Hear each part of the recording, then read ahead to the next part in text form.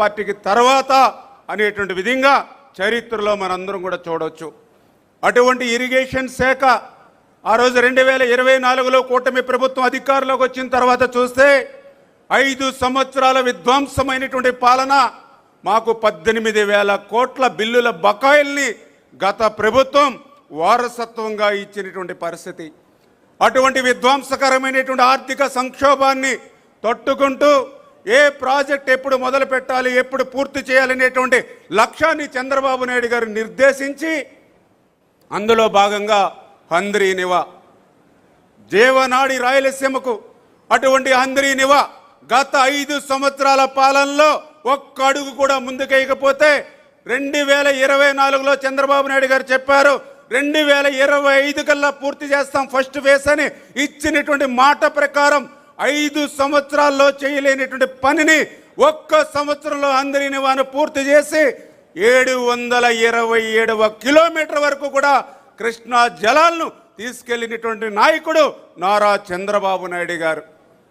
Tungabhadra project రాయలసీమకు అత్యంత కీలకమైనటువంటి ప్రాజెక్టు. అటువంటి తుంగభద్ర గేట్లు ప్రమాదభరితంగా ఉన్నాయని 5 సంవత్సరాలు ఆ రోజు నిపుణులు హెచ్చరిస్తే పట్టనటువంటి ప్రభుత్వం గత ప్రభుత్వం. కానీ ఈ దాని పర్యవసనంగా 2024లో చూసాం 19వ గేటు కొట్టుకుపోతే కర్ణాటక ప్రభుత్వం సైతం చేతులెత్తేస్తే చంద్రబాబు నాయుడు గారు అప్పటికప్పుడు కన్నమనాయుడు గారిని పంపించి వాటర్ ఫ్లో అవుతుండగానే గేటును పునర్నిర్మాణం చేసి 80 టీఎంసీల నీటిని కాపాడడమే కాదు, ఈరోజు మొత్తం 33 గేట్లు కూడా కొత్తవి ఏర్పాటు చేసి రేపు జూన్ నెలలో పాటిల్ గారు కర్ణాటక మన రాష్ట్ర ముఖ్యమంత్రులు ప్రారంభిస్తున్నారనంటే అది రాయలసీమకు ఈ ప్రభుత్వం ఉన్నటువంటి కమిట్మెంట్. శ్రీశైలంలో నీళ్లుంటేనే మరి రాయలసీమకు నీళ్లుంటాయి.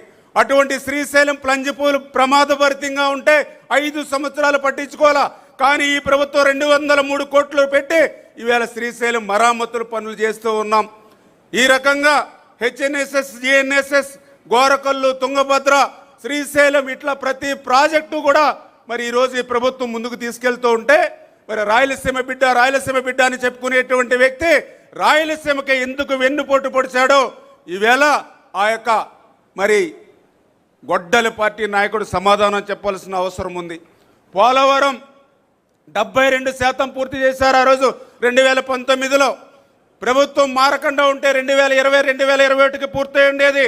కానీ దురదృష్టం ప్రభుత్వం మారింది, పోలవరం విధ్వంసమైంది, డయాఫ్రమల్ ధ్వంసమైంది. పోలవరం ప్రశ్నార్థమైపోయినటువంటి దశలో 2027కి పోలవరం పూర్తి చేస్తామని చంద్రబాబు నాయుడు గారు చెప్పడమే కాదు, ఆ పోలవరానికి విలువైనటువంటి భూములు, ఆస్తులు త్యాగం చేసినటువంటి నిర్వాసితులకు సైతం ఈ 22 నెలల్లో 2250 కోట్ల రూపాయలకు వాళ్ళకి అందజేశారు. ఆ రోజు 2017లో కూడా 700 కోట్లు ఇచ్చారు. ఈ రోజు నిర్వాసితులు చెప్తూ ఉన్నారు ఈ రోజు చంద్రబాబు ఉండగానే మాకు డబ్బులు వచ్చాయి తప్ప 19, 24, 5 సంవత్సరాల్లో ఒక్క చిల్లి గవ్వ కూడా రాలేదని ఈవేళ నిర్వాసితులు చెప్తున్నటువంటి పరిస్థితి. వెలిగొండ పూర్తవనటువంటి ప్రాజెక్టుని పూర్తయిందని జాతికి అంకితం దగా మోసం చేస్తే ఈరోజు ఈ కూటమి ప్రభుత్వం అటు హెడ్ వర్క్స్ ఏదైతే ఆ యొక్క lining, benching, TBM machine, feeder canal, Nallamala Sagar R&R 900 కోట్లు, ఈ రకంగా 2500 కోట్ల రూపాయలు ఈ యొక్క 2 సంవత్సరాలనే ఖర్చు పెట్టి రేపు 2026 కల్లా పూర్తి చేసేటువంటి లక్ష్యంతో ఈరోజు చంద్రబాబు నాయుడు గారు పనిచేయడం. పోలవరం లెఫ్ట్ మెయిన్ కెనాల్ ఉంది, 5 సంవత్సరాల్లో ఒక తట్ట మట్టి చేయాల. కానీ ఈ 2 సంవత్సరాల్లోనే 1500 కోట్లు ఖర్చు పెట్టి ఇవాళ పోలవరం లెఫ్ట్ మెయిన్ కెనాల్ ద్వారా ఈ 2026లోనే రేపు ఉత్తరాంధ్రకి అనకాపల్లి వరకు ఇవాళ చంద్రబాబు నాయుడు గారు నీళ్లు తీసుకెళ్తున్నటువంటి పరిస్థితి. ఈ రకంగా 23 నెలల్లోనే 23,000 కోట్ల రూపాయలు ఈరోజు ఇరిగేషన్కి పెట్టి రాబోయేటువంటి 3 సంవత్సరాల్లో కూడా 36 ప్రాజెక్టుని ప్రాధాన్యత పెట్టి ఇరిగేషన్ క్యాలెండర్ని తన అనుభవంతో రూపొందించినటువంటి నాయకుడు నారా చంద్రబాబు నాయుడు గారు అనే విషయాన్ని సందర్భంగా తెలియజేసుకుంటూ, నదుల అనుసంధానం ఆ రోజే మనవాడు మన తెలుగు బిడ్డ చెప్పాడు కేఎల్ రావు, ఈ యొక్క భారతదేశంలో కరువు కాటకాలు పోవాలని అంటే గంగా నది నుండి యమున, యమున నది నుండి మహానది, మహానది నుండి గోదావరి, గోదావరి నుండి కృష్ణ, కృష్ణ నుండి కావేరి, గార్లెండింగ్ ఆఫ్ రివర్స్ ఉండాలని దాన్ని అందిపుచ్చుకునేటువంటి ముఖ్యమంత్రి మన చంద్రబాబు నాయుడు గారు.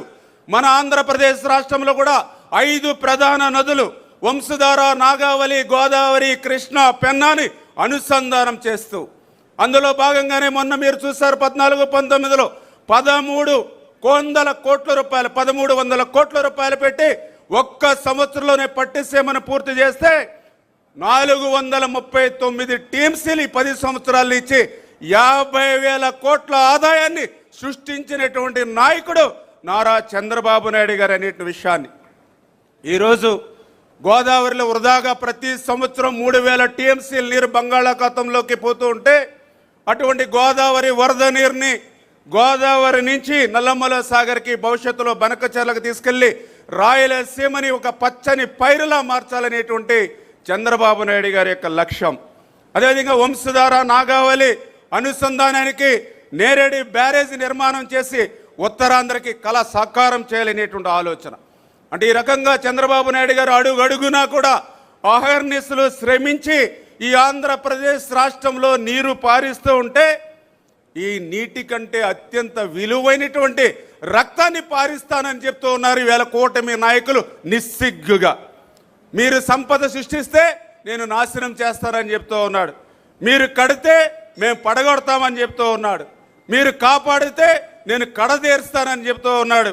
ఇటువంటి ఉన్మాదంతో ఉన్నటువంటి గొడ్డలి పార్టీకి ఈ ఆంధ్రప్రదేశ్ రాష్ట్రంలో శాశ్వతంగా సమాధి కట్టి మన ఇరిగేషన్ వ్యవస్థకి రేపు బంగారు భవిష్యత్తు కల్పించాలని ఈ మహానాడు ద్వారా మీ అందరినీ కూడా కోరుకుంటూ ఈ తీర్మానాన్ని బలపరుస్తూ ఉన్నా. Thank you. జై తెలుగుదేశం. నిమ్మల రామానాయుడు గారికి ధన్యవాదాలు తెలియజేసుకుంటూ ఈ తీర్మానాన్ని బలపరచవలసి